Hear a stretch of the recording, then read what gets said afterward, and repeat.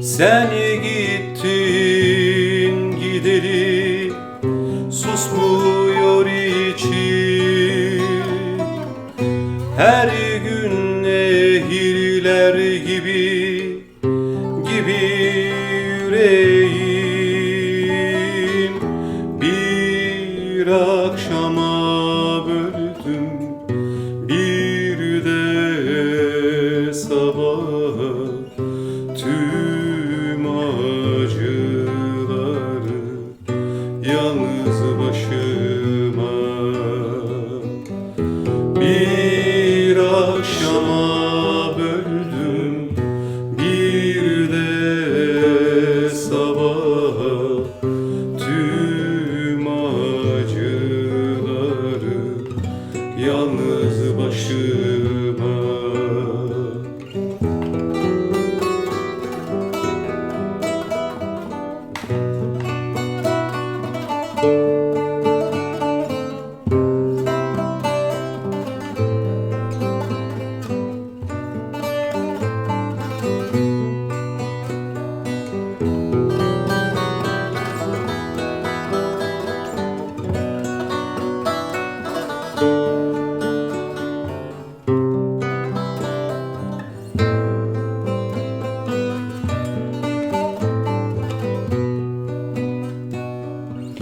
Kış oldu ömrümün güzel baharı, kar oldu, kıraç oldu, yağdı saçıma. Bir akşama böldüm, bir de sabaha. Tüm acıları yalnız başıma. Bir akşama böldüm, bir de sabaha.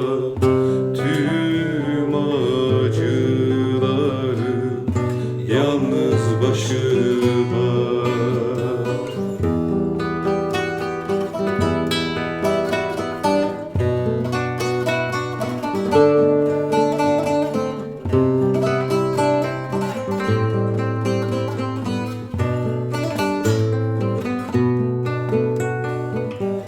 Bir akşama böldüm, bir de sabaha.